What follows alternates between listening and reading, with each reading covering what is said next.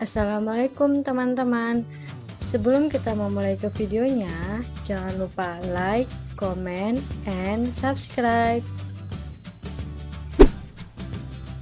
Sebelumnya, saya ingin memperkenalkan diri saya terlebih dahulu. Perkenalkan, nama saya Sevita Lil Arafah dari Prodi PGMI semester 2, STAI Al-Hikmah Jakarta.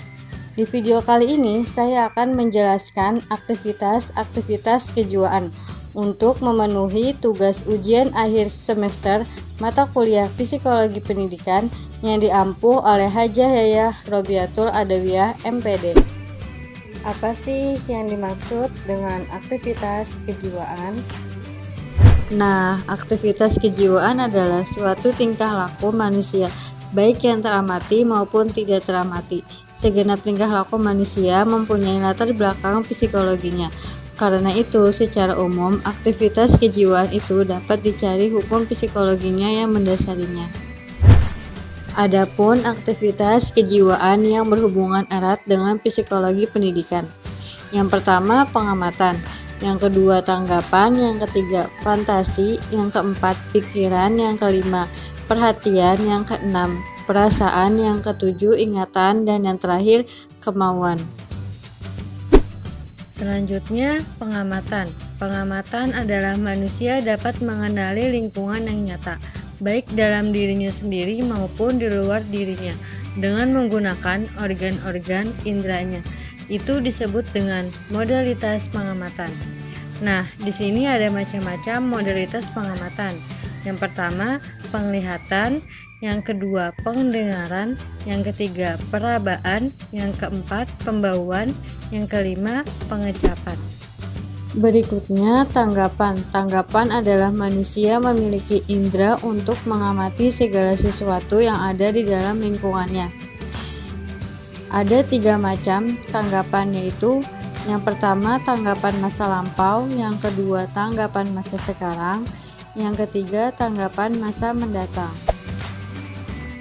Selanjutnya, fantasi. Fantasi adalah sebagai aktivitas imajinasi untuk membentuk tanggapan-tanggapan baru dengan pertolongan tanggapan-tanggapan lama yang telah ada, dan tanggapan yang baru tidak harus sama atau sesuai dengan benda-benda yang ada.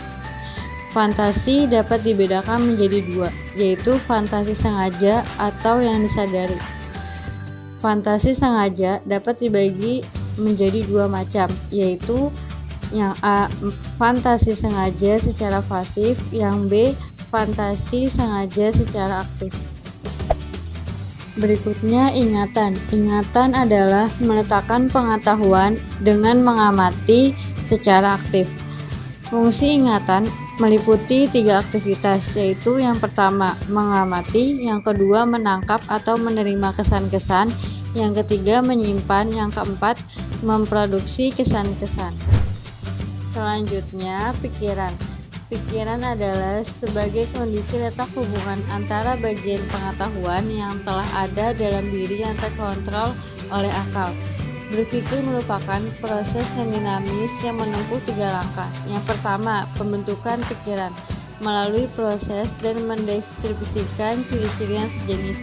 Yang kedua, pembentukan pendapat yang dirumuskan secara verbal. Yang ketiga, pembentukan keputusan. Hasil pekerjaan akal berupa pendapat baru yang dibentuk berdasarkan pendapat-pendapat yang sudah ada. Selanjutnya, perhatian. Perhatian adalah cara menggerakkan bentuk umum cara bergaul jiwa pada suatu objek dan pendayagunaan kesadaran untuk menyertai sesuatu aktivitas. Macam-macam perhatian menurut cara kerjanya. Yang pertama, perhatian spontan. Yang kedua, perhatian refleksif. Macam-macam perhatian menurut intensitasnya. Yang pertama, perhatian intensif. Yang kedua, perhatian tidak intensif. Berikutnya, perasaan. Perasaan adalah sebagai suasana psikis yang mengambil bagian pribadi dalam situasi, dengan jalan membuka diri terhadap suatu hal yang berbeda dengan keadaan atau nilai dalam diri. Jenis-jenis perasaan terbagi menjadi 2. Yang pertama, perasaan jasmaniah. Yang kedua, perasaan rohaniah.